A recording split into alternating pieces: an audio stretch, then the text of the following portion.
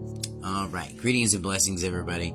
You know, there's been a lot of talk about right to travel. And those of you guys that have been, I don't know, paying attention, you might have seen this judge. And you know what? I'm not going to mention his name, but I'm going to tell you I really like this guy. And I don't say this very often about judges. I really don't. But I think he has a genuine need to, or a genuine interest in educating the public and helping the public. And this is a scenario where somebody's walked in and somebody's gave them a bunch of cloudy information that isn't very clear, and he's trying to present it as such. Listen to this, how this judge breaks this down. And I'm going to tell you, I absolutely agree with him. It doesn't matter whether you're saying you're conveying, whether you're traveling, whether you're, driving. It's a privilege. It's not a right. Right? There's a big difference between a privilege versus a right. You have the right to walk. You have the right to travel, don't you? Yeah, taking your happy-go-lucky feet. You want to travel? Take those 2 feet to travel. Not in a car. This is what the 14th Amendment was saying. Like, I have the right to travel. You do. Yes, and you can walk your happy ass from one part to the other part. Not in a car, though. Not without a license and insurance. You need a license. It doesn't matter whether you're saying you're conveying, whether you're traveling, whether you're, driving. It's a privilege. It's not a right.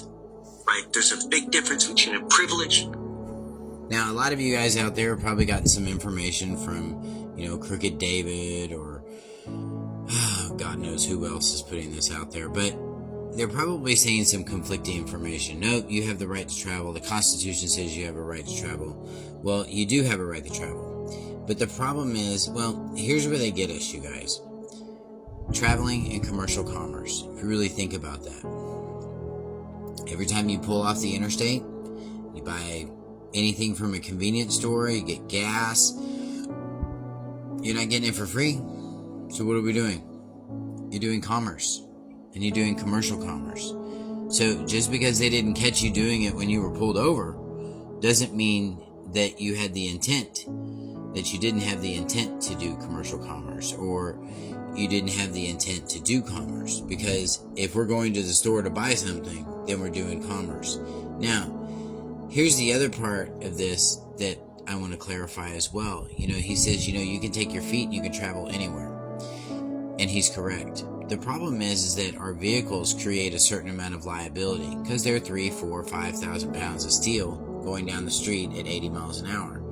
And our society obviously has dealt with enough people that didn't have insurance and probably enough hit and runs to close that market. And this is why we have this market the way it is. Now, if you guys want to learn how to do this better, there is some truth to this right to travel. But a lot of it is covered in a myth.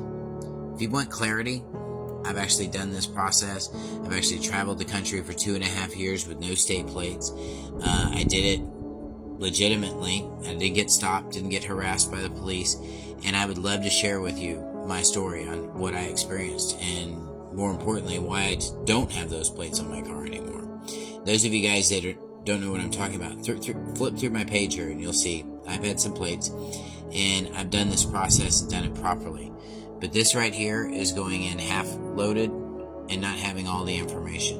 And this is the biggest disconnect between the people and our courtrooms, is that there's just a huge disconnect because they've got a set of knowledge and we're struggling to try to figure it out. Well, I'm going to tell you I have, and I figured out the administrative claims process of this part 2 as well, and how to enforce those instruments. If you guys are interested in learning more on how to do this, schedule an appointment with me. I'd love to meet with you, and I hope you have a beautiful, beautiful, wonderful day. Be well.